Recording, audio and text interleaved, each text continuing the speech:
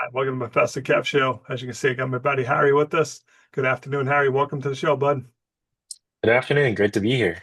I appreciate you making the time for me. So, Harry, today I want to go in a slightly different direction. I want to talk about personal branding because, I saw your post about going out to an event last night that you were kind of like, I wasn't going to go at first and stuff, but you made a lot of great points about you have to put yourself out there. And sometimes you're like, I don't want to do this. But when you sit at home, nothing can really happen there either. So talk to me a little bit about your experience building your brand, bud. Yeah, of course. So I worked in the marketing space for quite some time, a couple years actually. From high school until now, I've been doing marketing at different companies, different organizations. But the one thing I've started to realize going to business school is that you're starting to see a lot of copy and pasting across people. And I think people are struggling to really uniquely differentiate themselves.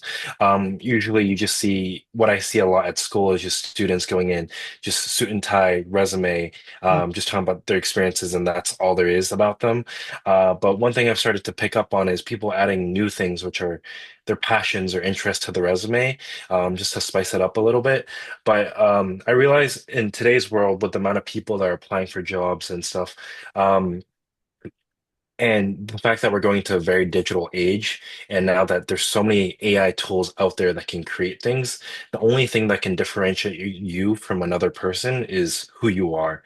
And I think being able to showcase that publicly helps a lot in helping you stand out, whether you're applying for jobs, whether you're trying to just chat with people, meet with people, or just kind of for personal gain, just to kind of like help yourself document your own journey, so you can kind of have a documentation of where you were and where you are now in the future. Personal branding helps a lot in that sense.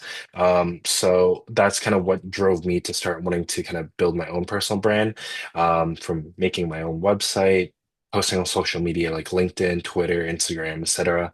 But yeah, it kind of started with that. So, Harry, I like all of that. We were talking a little before the show. I get a lot of students who are hesitant because they Hmm. might get judged, Harry.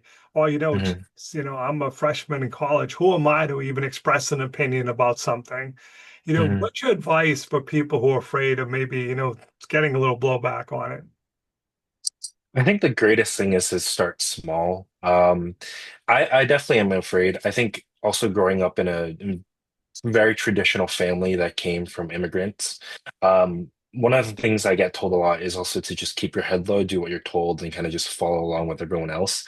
So standing out definitely kind of makes you feel very awkward at first, but starting small, just 1% every day, I think can help you grow out of your own shell.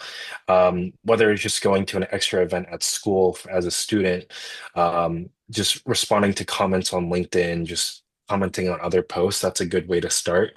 But it definitely can feel awkward at first. And I will say that no matter what you do in life, there's always going to be people that are going to judge you, hate on you. And I think even like the most successful people on the planet, some of the most successful entrepreneurs are making millions or billions of dollars.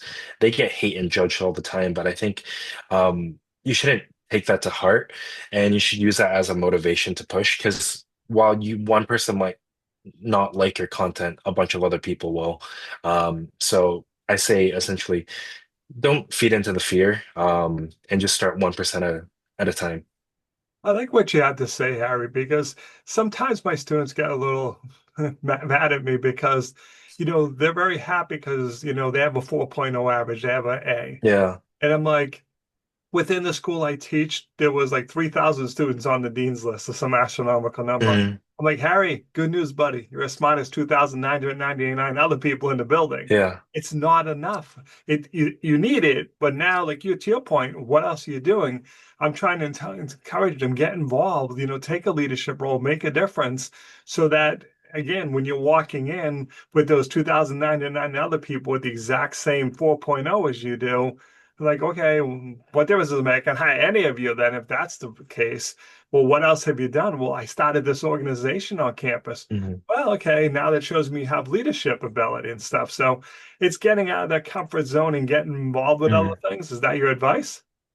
Yeah, definitely. I think getting more comfortable with taking on those different things helps a lot. But I think one of the problems that a lot of people also have is not necessarily just getting involved in doing other extracurriculars, but really creating exposure on that. So I know tons of friends and tons of people that are in my personal circle that have been in amazing leadership roles or have done amazing things, but all that exists of it is just that it's on one line on their resume and it Mhm. doesn't really it doesn't really capture the full story. So posting on LinkedIn and kind of going public with information like that helps you kind of elevate and showcase more of it. And if you're not comfortable with posting about it on LinkedIn or kind of showcasing it that way, you can also put it in a portfolio where it's just photos or things of that sort. So just being able to showcase and create exposure of the work and experience you have also creates a lot more value because there's tons of people that have those experiences but just haven't been able to show it. I like what you're saying, Harry. One of the Hmm. things I love to do is take pictures with students. Hmm. If I see you on campus, Harry, come on, we'll take a picture. And I post on LinkedIn, hanging out Uh-huh. with my buddy Harry Chow, and Hmm. all my connections is, well, who's this Harry Chow? Then they see it, Hmm. they're like, wow, he's kind of impressive. So it was kind of funny. I just kind of did it on a whim. And now I have students who I've never met will walk up to me like, Professor Kev, let's take a picture. And I'm like, we can, but I'm like, who are you? Because, how am I going to tag you? It's been sometimes where it's kind of comical, Harry, where I'm sending the Uh-huh. picture to some of my student friends going, who is this?